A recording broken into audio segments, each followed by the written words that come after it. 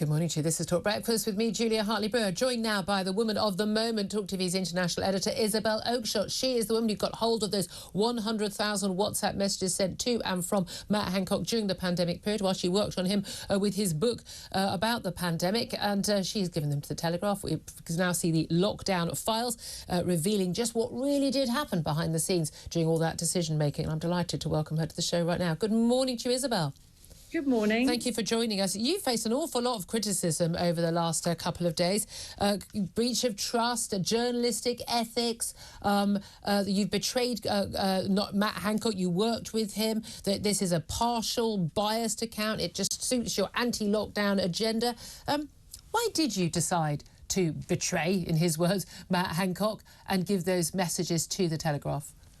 Well, isn't it extraordinary how there's so much complaining about journalistic ethics, which always seems to come from people who have never had a story big enough to present them with any kind of journalistic ethical dilemma. Look, I make no apology whatsoever for acting in the public interest on this. It is a matter of the utmost importance that we get to the truth of what really happened during the pandemic and the government's response to that pandemic. These were decisions that affected millions of people, and it's not a historic matter. It's not something, as some people have tried to suggest, that everybody's forgotten about and moved on from. Millions of people, pretty much everyone in this country, in some shape or form, is still paying the price for the decisions that were taken, and in many cases, catastrophic mistakes.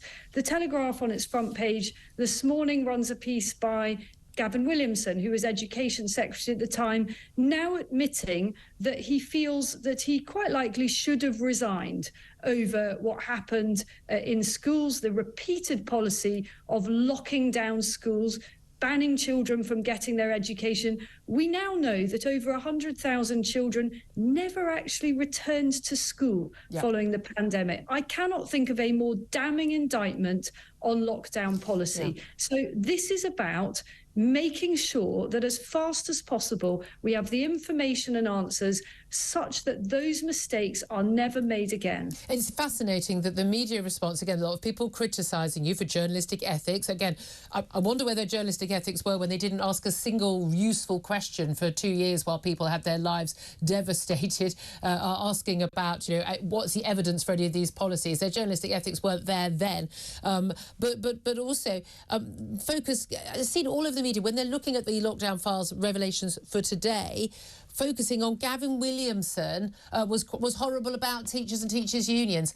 I don't care. I don't care. What I care about is how the decision was made to close schools in January 2021. I knew, I'd spoken to Gavin Williamson off air, I knew Gavin Williamson was trying to keep schools open and knew that there was no reason for them to close. Boris Johnson apparently thought that until he was sort of basically, you know, corralled into it by Matt Hancock and pressure from him. And we now know also that the masks in classrooms, there wasn't a very strong reason to do so, according to the Chief Medical Advisor, Chris Whitty. Didn't say that publicly, did he? But he said it on those WhatsApp messages, and they basically did it because Nicola Sturgeon had put masks on kids in classroom, and she did it so she could be seen to do something. Do you think that this is going to change people's minds? You and I, we've been campaigning against lockdowns for a couple of years. This is the proof that what we said was going on was actually going on. Decision making was off the cuff, on the hoof, not based on science, and was all about political ego, and rather than saving lives. But do you think this will change the minds of people who genuinely believe that the science was followed and that these ministers and these advisors, they were doing the best that they could in a difficult circumstance? Because clearly from these messages, they weren't.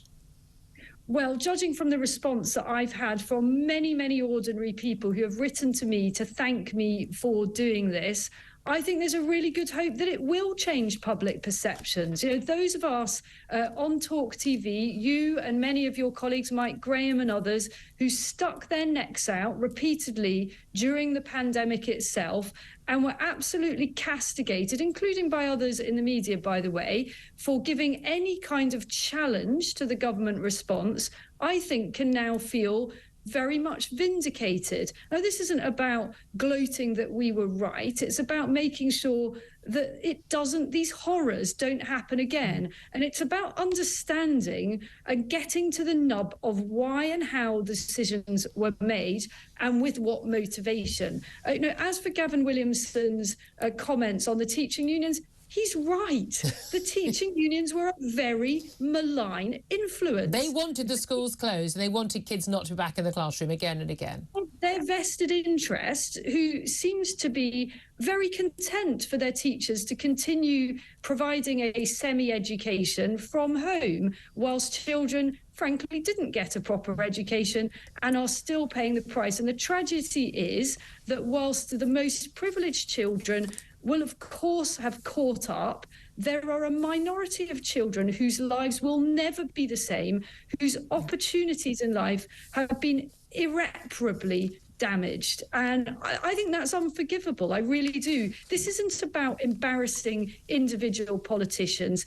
It is about making sure this catastrophe isn't repeated. Indeed. Let me read you parts of a statement Matt Hancock has issued this morning. I'm hugely disappointed and sad at the massive betrayal and breach of trust by Isabel Oakeshott. I'm also sorry for the impact on the very many people, political colleagues, civil servants and friends who worked hard with me to get through the pandemic and save lives. There is absolutely no public interest case for this breach, he says. All the materials for the book have already been made available to the inquiry, which is the right and only place for everything to be considered properly and the right lessons to be learned. As we have seen, he says, releasing them in this way gives a partial, biased account to suit an anti-lockdown agenda. No public interest. This is just partial. It's biased. The people he's concerned about, fascinatingly, are the people whose private messages have been exposed rather than the people whose lives were wrecked. This is just about you and your anti-lockdown agenda, Isabel. No public interest. What a ridiculous defence. To literally, for someone as intelligent as Matt Hancock, to issue a statement saying there is no public interest in these revelations is patently absurd, and he knows that very well. Look, it would be wonderful, wouldn't it, if we got the full account from the public inquiry in a timely fashion. But as he knows very well, we're 3 years since the beginning of the pandemic. The public inquiry hasn't properly got underway yet. We can't afford to wait 10 years or more for answers. With the best will in the world, the remit is so absolutely enormous and wide-sweeping that it is a lifetime's work to carry that out, that remit as described. I mean, it was months and months of work for the Telegraph, a team of Telegraph journalists just to go through these WhatsApp messages. So, yeah, we are looking at a long period. Can I also ask you, he says, last night I was accused, you were speaking on Piers Morgan's show last night, and he said, I was accused of sending menacing messages to Isabel. You used the word menacing as a message you got in response to Matt Hancock after you informed him late on Monday night that these files were coming out. He says, this is wrong. He says, when I had confused rumours of a publication late on Tuesday night, I called and messaged Isabel to ask her if she had any clues about it, got no response. And I then saw what she'd done. I messaged to say it was, quote, a big mistake, unquote, nothing more. Is that all he messaged you? Well, I don't like getting messages at 1:20 in the morning saying you have made a big mistake. I think Matt Hancock himself has made some pretty serious mistakes. But I'm very clear that I really, in an ideal world, do not want to get into a public slanging match with Matt Hancock. If he wants to sink to those levels, then I will leave that to him, because this, for once, Matt, and may I address this directly to you, is not about you. I know you think it's all about you, but it isn't. It is about the entire nation that suffered as a result of flawed policies. It's much bigger than you on this occasion. Sorry to break it to you. Isabel, I end a lot of my tweets about this saying never forgive, never forget. Should we forgive and forget?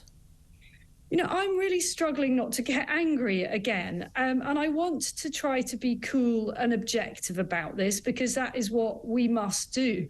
But I also believe that, in a sense, we need to be angry. It's all very well for those of us with nice jobs and nice houses and plenty of opportunities to say, as one former very prominent cabinet minister messaged me, oh, shrug, shrug, it's all in the past. I think people have moved on. Well, actually, no, they haven't. There are people paying a devastating price, and the next pandemic could be just around the corner. There seems to be nothing more important, nothing, than avoiding this ever happening again. Isabel Oakeshott, I certainly, and I'm sure most of my audience, if not all of them, salute you for what you've done. There is a clear public interest in this. I think you've done a great service to the country, and I salute you. And any of the journalists in our field who are criticising you, well, next time you break a story as big as this, feel free.